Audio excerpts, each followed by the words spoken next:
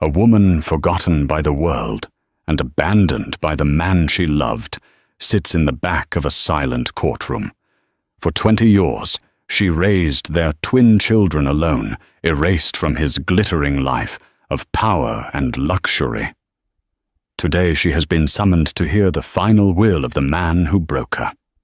His young, glamorous mistress sits in the front row, poised to inherit an empire. But a dusty, 20-year-old document is about to be read, and it holds a secret that will turn this temple of justice into a theater of ruin. The mistress thinks she's won, but she's about to learn that the past never truly dies. And today, it has come for everything. The rain fell in relentless, slanting sheets against the window of their small apartment, blurring the vibrant lights of the city into a watercolor mess. Inside, the silence was heavier than the storm. Mariam clutched a small white stick in her trembling hand, the 2 pink lines, a stark, undeniable confirmation. Pregnant. Not just pregnant, but as the doctor had confirmed that morning, with a mixture of shock and awe with twins. For a moment, pure, unadulterated joy washed over her. She and Geoffrey had been married for 2 years, a whirlwind romance that had felt like a fairy tale. He was brilliant, ambitious, and utterly captivating, a man who seemed destined to conquer the world. They were going to have a family. 2 babies. A boy and a girl, she hoped. She waited for him to come home, the plastic stick wrapped in tissue paper inside her pocket, her heart thrumming with a nervous, happy rhythm. When Geoffrey finally walked in, shaking the rain from his expensive trench coat, his face was a mask of cold resolve she had never seen before. Mariam, he began, not even bothering to kiss her hello. "We need to talk." The joy in her chest turned to ice. He walked over to the small desk by the window, where his briefcase sat. He wasn't looking at her, but at the sprawling city below, a landscape of opportunity he was already claiming as his own. "I've been offered a partnership at the firm," he said, his voice flat. "It's a major step, the kind of opportunity that sets a man up for life. There will be dinners, galas, networking, a certain image to maintain." "Geoffrey, that's wonderful." Mariam started moving towards him. "We should celebrate. And I have some news, too, the most incredible news." "Let me finish." He cut her off, turning to face her. The warmth she had always found in his eyes was gone, replaced by a chillingly pragmatic light. "This life, the one I'm about to step into, requires a certain kind of partner. Someone unencumbered. Someone who can move in the right circles without complications." The word hung in the air between them. Complications. Mariam's hand instinctively went to her still flat stomach. "What are you saying? I'm saying this isn't working." He said, the words clipped and brutal. "This marriage, this life, it was a stepping stone, Mariam. I'm on the main road now, and it's a road I have to walk alone." The room began to spin. She could hear the blood roaring in her ears, a sound that drowned out the drumming of the rain. A stepping stone. "Geoffrey, I'm your wife. I love you. We built this life together. You think this is a life?" He scoffed, gesturing around their modest apartment. "This is a starter kit. I'm moving on to the real thing." Tears streamed down her face as the full, horrifying reality of his words crashed down on her. He was leaving her. Just like that. She pulled the pregnancy test from her pocket, her last desperate card. "But you can't. Geoffrey, I'm pregnant." He looked at the test, then back at her face, and for a fleeting second, she saw a flicker of something, shock, maybe even fear, but it vanished as quickly as it came, replaced by that same icy determination. "Then it's even more imperative that we end this now," he said softly, his voice a venomous caress. That is a complication I simply cannot afford. He opened his briefcase and pulled out a single folded document and a pen. Divorce papers, already prepared. "I'll be generous," he said, as if discussing a business transaction. "I'll give you the apartment and enough to get by for a few months. But you will not use my name, and you will not contact me. Ever. The child or children are your responsibility." He then pulled out another separate document, a single page of dense legal text. "And this," he said, pushing it across the table, "it's a formality. A quitclaim on any future interest in my business ventures. A clean break. My lawyers drafted it. Sign it and you'll get the settlement." He also handed her a sealed envelope. "This is a personal instrument, a parting gift for your trouble." Numb, broken, and utterly defeated, Mariam looked at the man she thought she knew and saw only a stranger. The love of her life was a monster. Through a blur of tears, she scrawled her name where he pointed. She didn't read the words. What was the point? He was erasing her, and he was holding all the power. He took the signed divorce papers, leaving the other document, and the sealed envelope on the table. He didn't look back as he picked up his coat. "Goodbye, Mariam," he said, and walked out the door, leaving her alone with the storm, the silence, and the two tiny heartbeats that were now hers, and hers alone. The fairy tale was over. A long, hard road had just begun. Mariam collapsed onto the floor, her sobs lost in the sound of the rain clutching the sealed envelope that felt more like an insult than a gift. The first few years were a blur of sleepless nights, diaper changes, and a constant gnawing fear.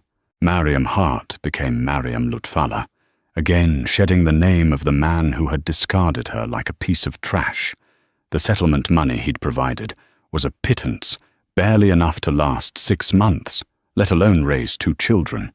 The apartment he'd generously left her was a rental, and the lease was up in a year. She was utterly alone. Her own parents had passed away years before, and Jeffrey had systematically isolated her from her few remaining friends, deeming them not ambitious enough. Staring at her 2 beautiful babies, Owen and Iris, sleeping soundly in their shared crib, Mariam knew that despair was a luxury she couldn't afford. The fire of a mother's love burned away the last of her tears, and forged something new in their place steel. She moved to a small, affordable town 3 states away, a place where no one knew her story. She took on 2, sometimes 3 menial jobs at a time, waitressing cleaning offices, stocking shelves overnight. Every spare dollar was saved. Every waking moment not spent with her children was spent working. The sealed envelope Jeffrey had given her remained unopened, tucked away in a box of old photographs. She couldn't bear to look at it, viewing it as the final patronizing insult from a man she now despised. When Owen and Iris started school, Mariam used the precious hours of the day to study.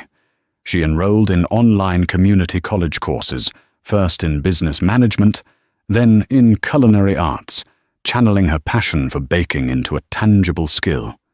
The late nights were no longer filled with worry, but with textbooks and flour-dusted hands.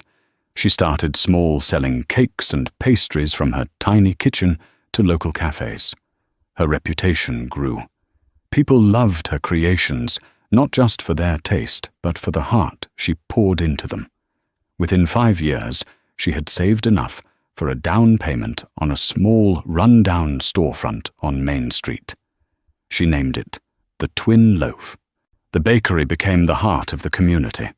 Mariam was there before sunrise, her hands skillfully kneading dough, and she was there long after sunset, balancing the books. Owen and Iris grew up in that bakery. They did their homework at a small table in the corner, the air filled with the scent of cinnamon and melting chocolate. They learned the value of hard work, not from lectures, but from watching their mother build an empire from nothing. 20 years passed. The tiny storefront expanded into the adjacent building. The Twin Loaf became a beloved regional brand with 2 more locations in neighboring towns. Mariam was no longer the broken woman Geoffrey had left behind. She was a respected business owner, a pillar of her community, and a proud, loving mother.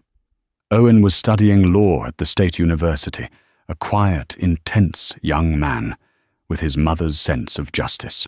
Iris was a budding artist, a free spirit with a fierce loyalty to her family, attending a prestigious art school on a scholarship.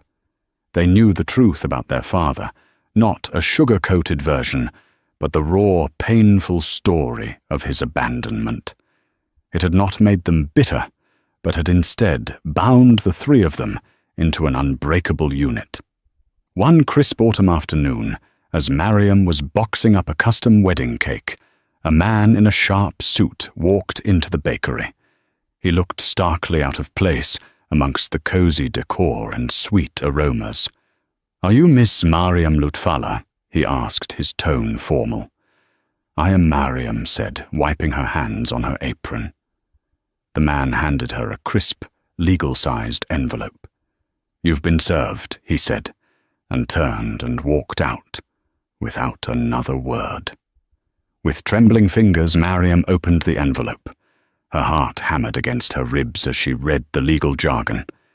It was a summons, a formal notice to attend the probate court reading of the last will and testament of one Geoffrey Hart. He had died suddenly a massive heart attack at the age of 48. The room seemed to tilt. After 20 years of absolute silence, 20 years of being a ghost, he had pulled her back into his world. A cold dread mixed with a surge of old anger washed over her.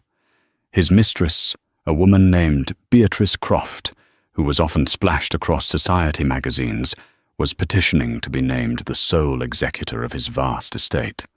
The summons was a legal formality, notifying any and all potential heirs.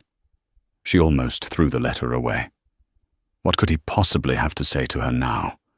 What sick game was he playing from beyond the grave?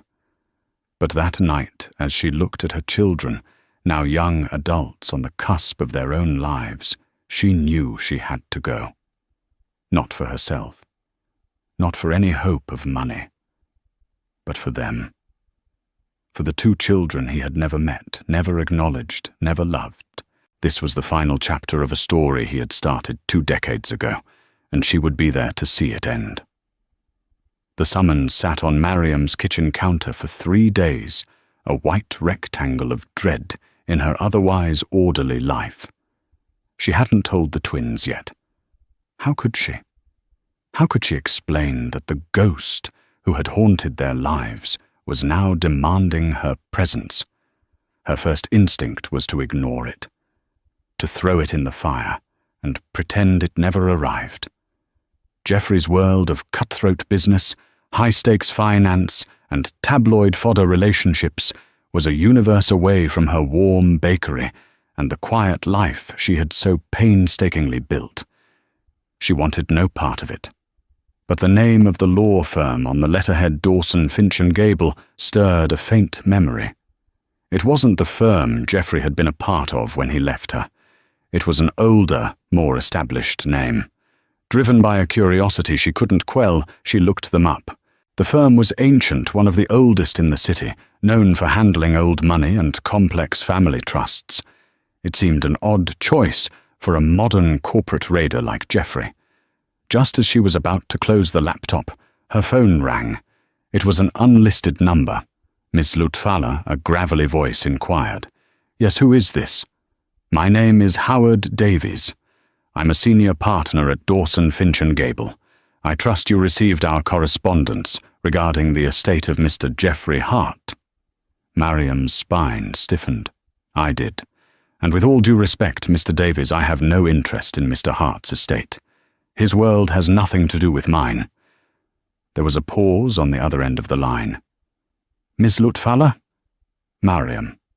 I knew your father. I was a junior associate when he sought counsel from my firm many years ago. He was a brilliant man, an innovator. This was unexpected. Her father, an engineering professor, had passed away a year before she even met Geoffrey. He had been a gentle academic soul who tinkered endlessly in his garage. My father, Mariam, asked, confused.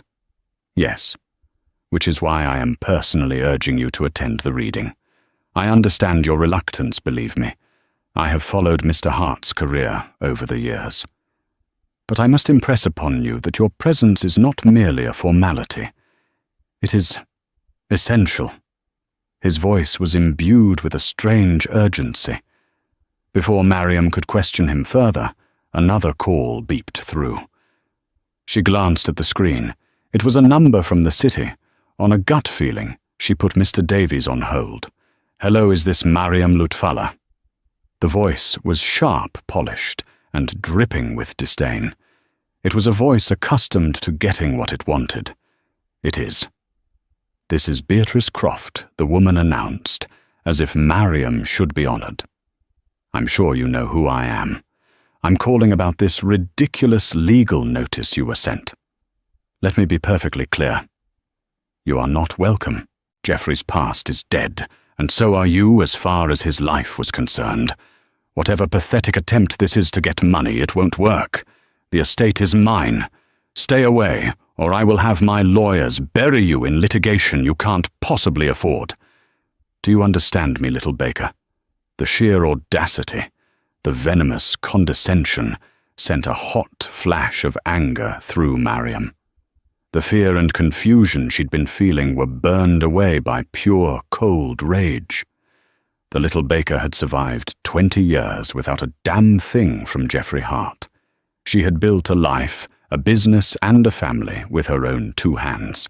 "Thank you for your call, Ms. Croft," Mariam said, her voice dangerously calm. "Your concern has been noted. I will see you in court."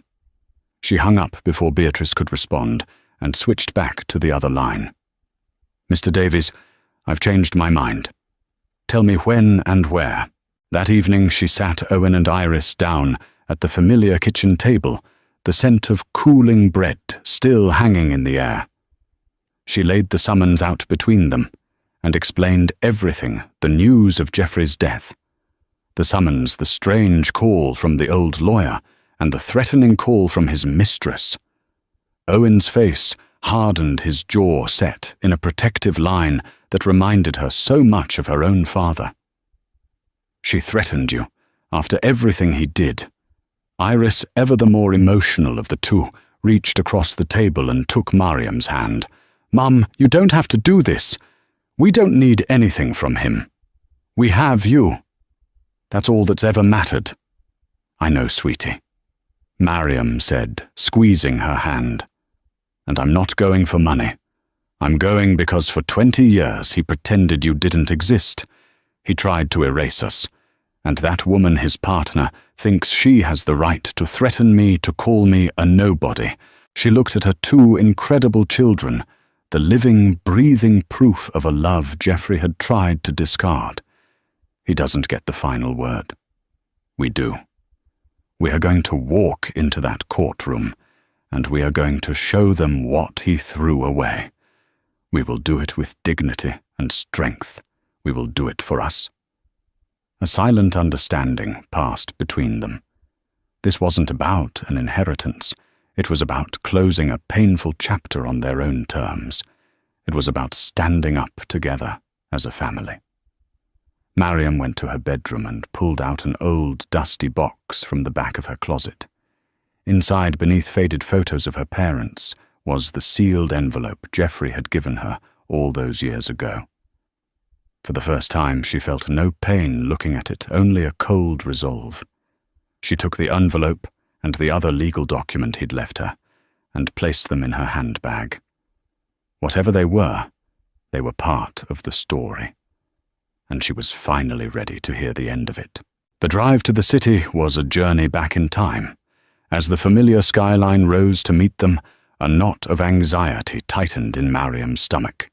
This was Geoffrey's city, a concrete and glass monument to the ambition that had consumed him. Every towering building seemed to sneer down at them, a reminder of the world she had been exiled from. Owen drove his hand steady on the wheel, his expression unreadable. Iris sat in the back, sketching furiously in her notepad, channeling her nervous energy onto the page. Mariam looked at her children, now 20 years old. They were adults, strong and compassionate, the two best parts of her life. They were her victory. Whatever happened today, she had already won. They had booked a room in a modest hotel, a stark contrast to the five-star opulence Geoffrey had undoubtedly favoured. Mariam had insisted on paying for everything herself. She would not accept a single thing from his estate, not even a court-mandated travel stipend.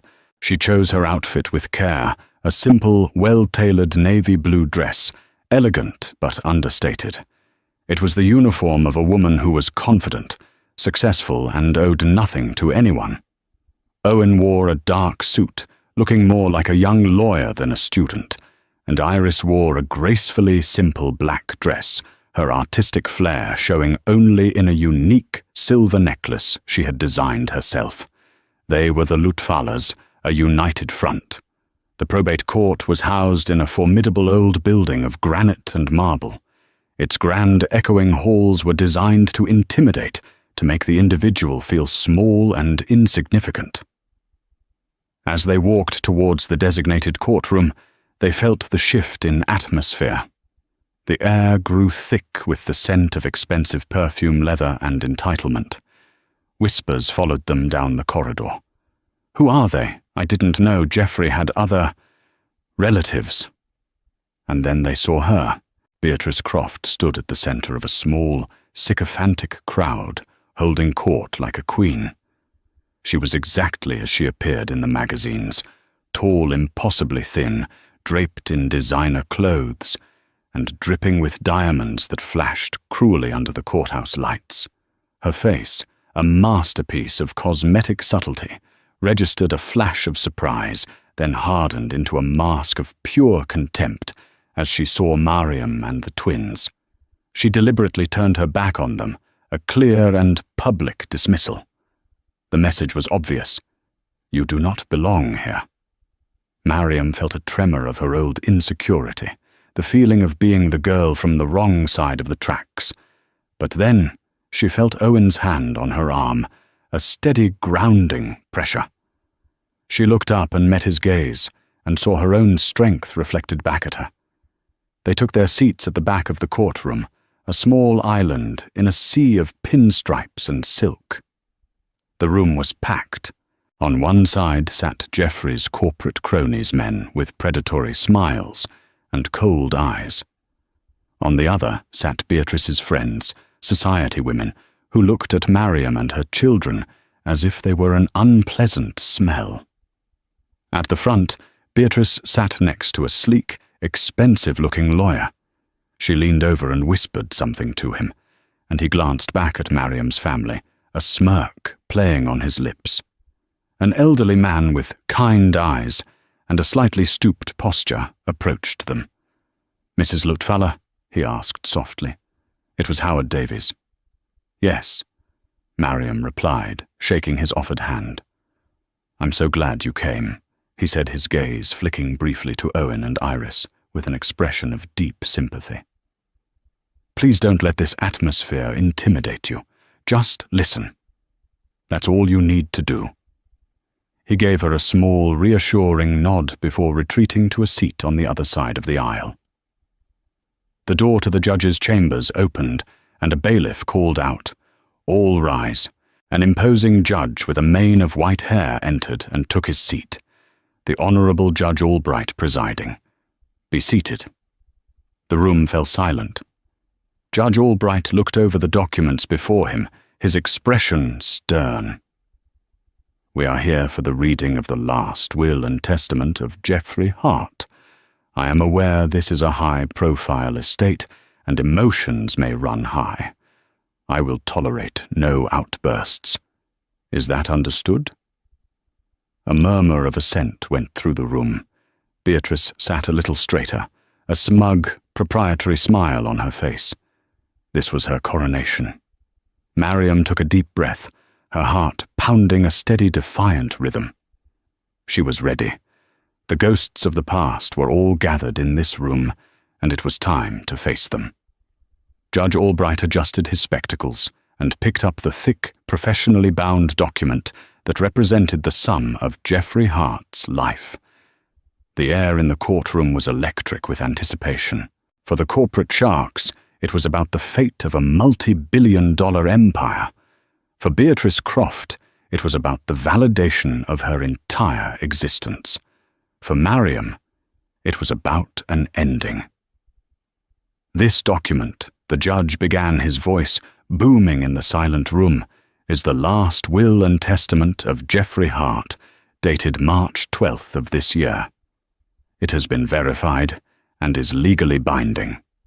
Beatrice preened. The date was recent, well into her reign as Jeffrey's partner. She shot a triumphant glance over her shoulder towards the back of the room, a silent, final sneer at Mariam. The judge started with the usual bequests: a sizable donation to his alma mater, several $1 million to a prominent arts foundation, whose board members seated in the front row nodded in grim satisfaction. There were smaller, yet still substantial cash gifts to his executive board and personal staff. With each name read, another vulture was satisfied, and the tension surrounding the primary inheritance grew. Beatrice's lawyer patted her hand reassuringly. This was all standard procedure. The trivialities before the main event. Now Judge Albright continued, turning a page. We come to the matter of personal effects and properties. He read a list that was staggering in its opulence. A villa in Tuscany, a penthouse apartment on Park Avenue, a collection of rare sports cars, a yacht moored in Monaco. As expected, each item was bequeathed to my beloved partner, Ms. Beatrice Croft. With every word, Beatrice's smile widened. Her friends behind her exchanged knowing looks. It was all going according to plan. She was now officially one of the wealthiest women in the country. Mariam watched her, a strange sense of detachment washing over her. She felt no jealousy, only a clinical curiosity. This woman had built her life on the foundations of Mariam's pain, and she was so blissfully, arrogantly unaware of the cracks beneath her feet. Owen sat beside her, rigid with a quiet fury.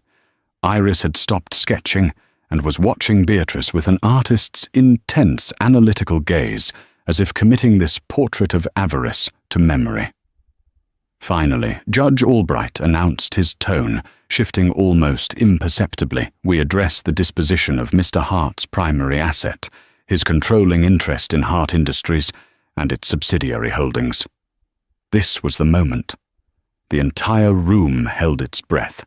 Hart Industries was a titan, a sprawling global conglomerate worth billions. This was the grand prize. Beatrice leaned forward, her eyes gleaming. The judge cleared his throat. The will states, to my partner Beatrice Croft, I leave my remaining 10% ownership stake in Hart Industries, along with all associated dividends and voting rights. A collective gasp swept through the courtroom. 10%, Beatrice's face fell. The triumphant smile vanished, replaced by a mask of stunned disbelief. She turned to her lawyer, her eyes wide with panic. 10%! That's impossible, it's a mistake, she hissed, her voice, a piercing whisper that carried through the silent room. Her lawyer looked just as baffled. It must be a clerical error, he whispered back, frantically flipping through his own copy of the documents. Judge Albright looked up, his gaze stern. Ms. Croft, I warned you about outbursts. He then looked back down at the will. There is no error. The will is quite specific. 10%. He paused, letting the weight of the words sink in. Which brings us to the remainder of the estate. The judge set aside the main will and picked up a different file. It was older, its edges slightly yellowed. The disposition of the other 90% of Hart Industries is not governed by this will. Instead, it is subject to a pre-existing, irrevocable legal instrument, a private trust and ownership agreement that predates the founding of the company itself. The corporate lawyers began murmuring to each other, their faces etched with confusion. A pre-existing agreement? What were they talking about? Geoffrey had always presented himself as the sole founder, the singular genius behind the empire. Beatrice was pale, her knuckles white as she gripped the table. What agreement? I was his partner for 8 years. He told me everything. There is no other agreement. Judge Albright ignored her, his eyes scanning the old document. This court was petitioned to unseal and enforce this instrument upon Mr. Hart's death. It is a founding charter for a holding company named LP Innovations. He looked up at the bewildered faces in the courtroom. According to this document, LP Innovations was the original entity that held the patents and seed capital for the technology that would eventually become Hart Industries. Mr. Hart was appointed managing director, entitled to a generous salary and a 10% stake for his managerial role. The remaining 90%, the controlling interest, was to be held in trust for the sole primary owner of LP Innovations. The judge paused, his gaze sweeping across the room before landing with deliberate, profound weight on the woman sitting quietly in the back row. He looked directly at Mariam, a woman he had a binding fiduciary duty to, the founder and majority shareholder, Ms. Mariam Lutfallah. The courtroom, which had been buzzing with a low hum of anticipation, fell into a profound and sudden silence. Judge Albright's words, "To my partner Beatrice Croft, I leave my remaining 10% ownership stake," seemed to hang in the air, refusing to dissipate a collective auditory hallucination that no one could quite process. Beatrice's mind went blank. The triumphant smile on her face didn't so much fall as it froze a grotesque mask of joy that no longer matched the script. Her brain frantically tried to rearrange the words into a sentence that made sense. 100%, he must have said. Or maybe 10% is to be given to charity, and the rest? 10%. Her voice, meant to be a sharp whisper to her lawyer, came out as a strangled croak that echoed in the unnatural quiet. That's impossible. It's a mistake. Her lawyer, a man known for his unflappable demeanor, looked as though he'd been struck.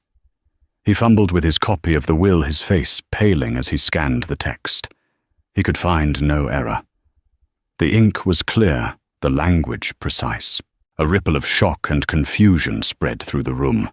The corporate sharks exchanged baffled, calculating glances. Was there a secret heir? A hostile takeover from beyond the grave? Geoffrey Hart had been a man of absolute control. This felt like a baffling, uncharacteristic lapse. Judge Albright looked up from the will, his gaze sweeping over the room, cold and authoritative. "Miss Croft, I warned you about outbursts." He then set the thick, modern document aside with an air of finality. "There is no mistake in the will, it is quite specific." He then reached for a different file, one that had been sitting separately on his bench. It was an older, thinner folder, its edges yellowed with age, held together by a simple string tie. The contrast was stark. One was the legacy Geoffrey had publicly crafted, the other a secret he had buried. This, the judge announced, his tone, shifting, becoming heavier with historical weight, is because the disposition of the other 90% of Hart Industries is not and has never been governed by Mr. Hart's personal will. Instead, it is subject to a pre-existing, irrevocable legal instrument, a private trust and ownership agreement that predates the founding of Hart Industries itself. Mariam felt a strange jolt, a flicker of something deep in her memory. At the back of the courtroom, she sat perfectly still, a statue in a sea of turmoil. While Beatrice was panicking, Mariam was simply trying to breathe. The judge untied the string on the old folder with deliberate care. This court was petitioned by the trustees, the firm of Dawson, Finch and Gable, to unseal and enforce this instrument upon Mr. Hart's death. It is the founding charter for a holding company established 21 years ago. The company was named LP Innovations. LP. The initials hung in the air, and for Mariam they were a key, turning a lock deep within her mind. A torrent of fragmented memories dormant for 2 decades began to rush forward.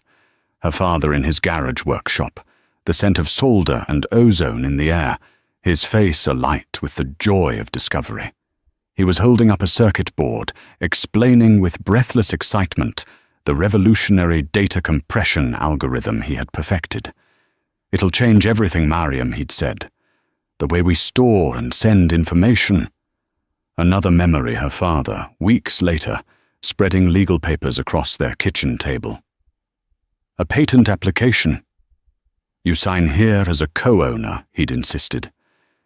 "You are my inspiration, honey. And besides, we must always keep it in the family. LP Innovations, Mariam Lutfallah Innovations, her own name entwined with her father's legacy." According to this document, the judge's voice cut through her reverie, pulling her back to the charged courtroom LP. Innovations was the original entity that held the patents and seed capital for the technology that would eventually become the bedrock of Hart Industries. Mr. Jeffrey Hart, a promising young executive at the time, was appointed managing director of this holding company. Beatrice was on her feet now, her lawyer's restraining hand brushed aside. What agreement? "What are you talking about? Jeffrey was the founder. It was his genius. His vision." Judge Albright didn't even look at her. He continued as if she hadn't spoken. Mr. Hart was empowered to leverage this intellectual property to found a new corporation. In exchange for his managerial expertise and lifelong stewardship, he was granted a generous salary and a 10% stake in the venture. The remaining 90%, the controlling interest of everything that followed, was to be held in trust for the sole primary owner of LP Innovations. The room was utterly silent now, every person leaning forward caught in the inexorable pull of the judge's narrative. This wasn't just a will reading. It was an exhumation. Mariam's heart was hammering against her ribs, a frantic, wild drumbeat. She could feel Owen's hand finding hers, his grip tight and grounding. Iris on her other side was frozen, her artist's eyes wide, taking in every flicker of emotion, every nuance of the unfolding drama. Judge Albright paused, looking up from the ancient document. His gaze swept past the stunned faces of the board members, past the gaping mouth of Beatrice's lawyer, past Beatrice herself, who now stood trembling, a statue of rage and confusion. His eyes traversed the entire length of the courtroom until they landed with deliberate, profound weight on the forgotten woman sitting quietly in the back row. He looked directly at Mariam, a woman to whom Mr. Hart had a binding, lifelong fiduciary duty. The founder beneficiary and 90% majority shareholder, Ms. Mariam Lutfallah. For a single suspended moment, the world stopped. Her name echoed in the marble hall, imbued with a power she had never known. Then from the front of the room came the sound. It started as a choked gasp, and then tore its way out of Beatrice's throat, a raw, guttural shriek of pure animalistic denial. No. The scream shattered the courtroom's decorum. It was the sound of a universe collapsing. "That's a lie, a forgery!" she shrieked, her body trembling violently. She pointed a shaking diamond-clad finger at Mariam, her face a contorted mask of disbelief and hate. Her he left me for a reason, because she was nothing, a small-town baker. He built it all. It was his work, his struggle. It is mine. Judge Albright slammed his gavel down the sharp crack like a gunshot. "Miss Croft, I will have you held in contempt." But it was too late. The room had descended into chaos. In the midst of the pandemonium, Mariam's mind, strangely clear, was performing a final horrifying calculation. Her hands, moving with a will of their own, reached into her handbag. Her fingers brushed against the 2 pieces of paper she had carried for 20 years. The sealed envelope felt heavy, a repository of old pain. With trembling fingers she tore it open. Inside was not a letter, but a single ornately printed stock certificate. It was for 900 shares of a company called LP Innovations. Tucked behind it was a small folded note written in Geoffrey's arrogant slanted script. She unfolded it. "Consider this severance. I doubt you're smart enough to ever figure out what it's worth." The breath left her body in a painful rush. The sheer, breathtaking cruelty of it. The arrogance. He hadn't just discarded her. He had mocked her, dangling the keys to his entire kingdom in front of her face, confident she would see it as nothing more than a worthless piece of paper, a final insult. Her shaking fingers went to the other document, the one he'd slid across the table in that rain-lashed apartment, the one she had signed through a blur of tears. It wasn't a quitclaim. The heading, which she had never bothered to read, was clear: Trust and Management Agreement. Her signature wasn't a relinquishment, it was an appointment. She had formally legally named Geoffrey Hart as the manager of her own company. The elderly lawyer, Howard Davies, materialized by her side, his presence a calm anchor in the storm. He spoke softly, his voice for her alone. "Your father was a brilliant man, Miss Lutfaller. But he was cautious. He saw Geoffrey's ambition and didn't fully trust it. He had my firm draft this agreement to protect his legacy and to protect you." Geoffrey signed it, desperate to get his hands on the patents. His hubris was in believing you would never uncover its true nature. Mariam looked up from the damning revelatory papers in her hands. She saw Beatrice finally collapsing into her chair, her body racked with hysterical silent sobs, as her lawyer tried to console her. She saw the corporate board members in a frantic huddle, their faces ashen. She saw the empire Geoffrey had built, not as his monument, but as a house he had constructed in her front yard, all while telling her she was homeless. Geoffrey hadn't left her a fortune.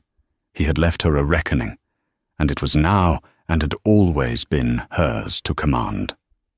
The moment Judge Albright's gavel fell, for the final time the courtroom's dam of forced civility broke. A tsunami of noise crashed over them, as reporters who had been lurking in the gallery surged forward. Flashbulbs strobed like lightning, turning the scene into a series of stark, bleached-out photographs. Shouted questions became an incoherent roar. Mariam instinctively moved to shield Owen and Iris, her arms forming a protective barrier as Mr. Davies guided them through the scrum toward a private exit. They caught a final searing image of Beatrice Croft, slumped in her chair, a hollowed-out porcelain doll, abandoned in the wreckage of her own life. The storm followed them. News vans camped outside their hotel, their satellite dishes aimed like weapons. Mariam's face, a name nobody knew that morning, was now splashed across every news channel and website. The headlines were a frenzy of hyperbole. The Baker Billionaire. Hart's hidden heir mistress gets her just desserts. Back in the quiet anonymity of their hotel room, the sheer unreality of the day descended. For a long moment, the 3 of them just stood there, the city's muffled roar, a distant soundtrack to their silent shock. Iris was the first to move, sinking onto the edge of a bed and letting out a long, shuddering breath. Owen stood by the window, his back to the room, his shoulders rigid as he stared down at the sprawling city that was now impossibly theirs. Mariam looked at her children, the 2 anchors of her life. "Are you 2 okay?" she asked, her voice softer than she intended. Owen turned his eyes, burning with a fierce, protective light. "Are we okay, Mum? Are you, for 20 years, you carried this? You built everything for us from nothing while he was playing king on a stolen throne." The anger in his voice was not for the lost years of luxury, but for the years of struggle his mother had endured alone. Iris pulled out her sketchbook, her hands moving with a frantic energy. "I keep seeing it," she murmured, not looking up. "That woman's face when the judge said your name. It wasn't just shock, it was evaporation. Like she realized she was a ghost all along. She looked up at Mariam, her eyes wide with a dawning awe. "He never beat you, Mum. Even when we had nothing, he never truly beat you." In that small, generic hotel room, surrounded by the family she had forged in the fires of abandonment, Mariam felt the last tremors of shock give way to a profound, unshakable calm. This wasn't a lottery she had won. It was a reckoning. It was the universe finally balancing its books. She walked over to Owen and placed a hand on his arm. "He didn't beat us because our foundation was real," she said, her voice imbued with a new, quiet authority. "It was built on love and hard work. His was built on a lie, and lies, no matter how grand, eventually collapse." That night she didn't sleep. She sat with the lights off, watching the city glitter, not with avarice, but with a sense of immense, sobering responsibility. This empire built on her father's genius and stained by Jeffrey's greed was now her burden and her opportunity. She wasn't thinking about the money. She was thinking about the thousands of employees, the company's impact on the world, and the name her father had left in her care. Her first call the next morning was to Howard Davies. Her instructions were clear and precise. She wasn't an avenging angel, but a business owner. She called an emergency board meeting for the following week. Walking into the Hart Industries boardroom was like stepping into the heart of Jeffrey's ambition. The long, imposing table was carved from a single piece of mahogany. The chairs were black leather thrones. Floor-to-ceiling windows displayed a panoramic view of the city, a conquered territory laid at the feet of its master. The air was thick with the scent of power, masculine and suffocating. The remaining board members, men with cold eyes and predatory smiles, were already seated.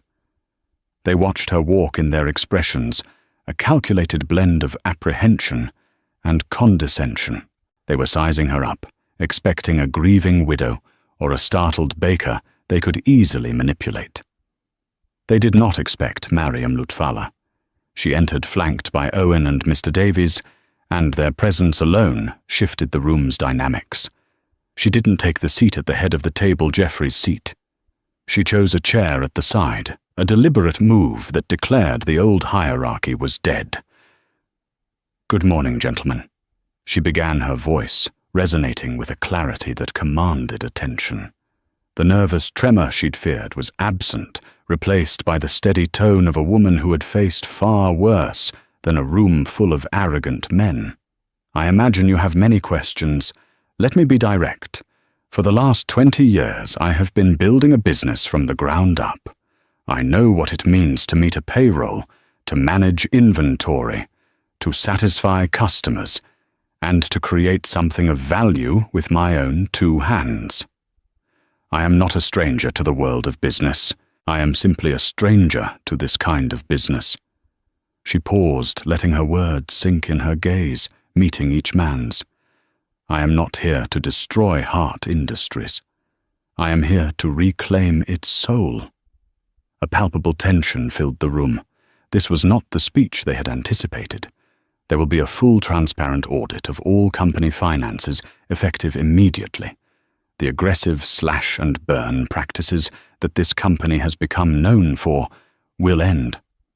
Our focus will no longer be solely on the next quarter's profits, but on long-term sustainable growth, on employee welfare, on ethical innovation.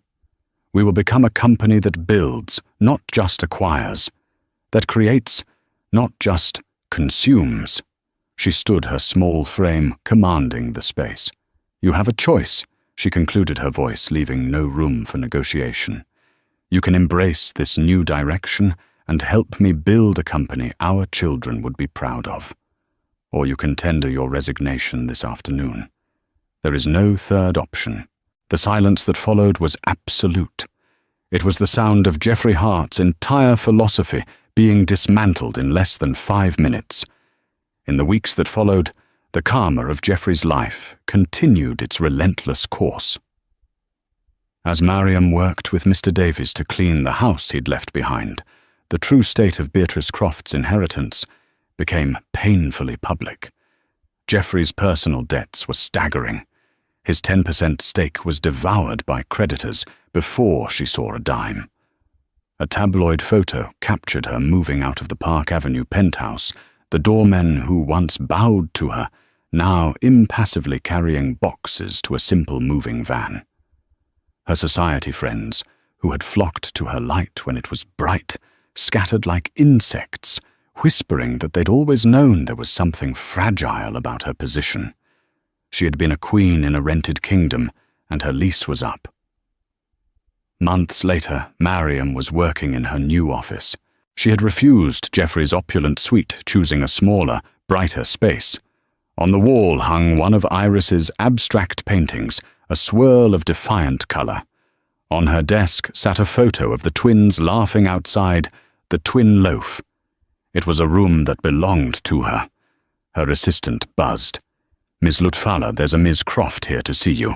She doesn't have an appointment. Send her in. Mariam said, her heart steady. Beatrice was a spectre of her former self. The designer clothes were gone, replaced by a simple, ill-fitting dress. Her face was pale and drawn, the arrogant fire in her eyes extinguished, leaving behind only the hollowed-out shell of her pride.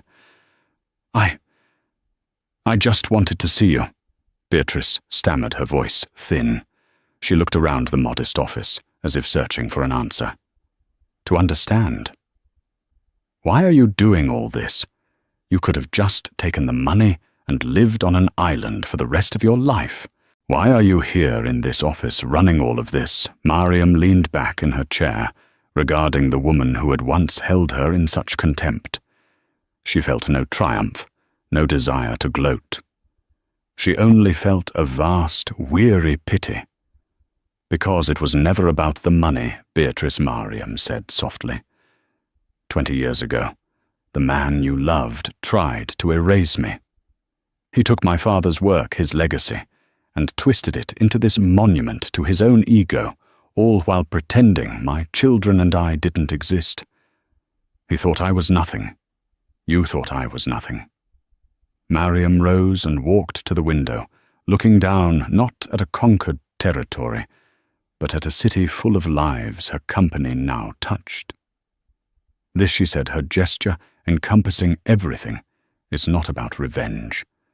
Revenge is a fire that burns out, leaving only ash. This is about legacy. I am building something that will last, something that my children, Owen and Iris, can be proud to inherit one day. Something built on integrity, not on lies. Beatrice stared, the simple, devastating truth of Mariam's words finally landing. She had built her life on a man's affection, which had proven as worthless as his promises. Mariam had built her life on herself. There was nothing more to say. Beatrice turned and walked out of the office, not just defeated, but irrelevant. Mariam didn't watch her go. Her gaze was already on the future. On her desk were the preliminary charters for a charitable foundation in her father's name, which Owen was helping her draft. Next to them were Iris's first sketches for a new company logo, a stylized image of 2 intertwined saplings growing into a strong tree. She was not just cleaning a house, she was planting a garden in its place. Her revenge wasn't a single fiery act in a courtroom. It was in the quiet, daily determined work of building a better world than the one Geoffrey had left behind. And so Mariam's story isn't just about the shocking moment a will is read. It's about the quiet strength cultivated over 2 decades of struggle and sacrifice. It's a powerful reminder that true wealth isn't measured in stock portfolios or lavish assets, but in integrity, love, and the resilience to rebuild a life from the ashes. Beatrice's scream in the courtroom was the sound of a hollow dream shattering, while Mariam's quiet victory was the culmination of a life lived with purpose and dignity. Her ultimate revenge wasn't in taking Geoffrey's empire, but in transforming it into something he could never have imagined, a force for good. If this story of justice and empowerment resonated with you, please hit that like button and share it with someone who needs to hear that strength and perseverance will always win. Don't forget to subscribe and turn on notifications for more incredible stories of karma and redemption. What did you think of Mariam's final decision? Let us know in the comments below.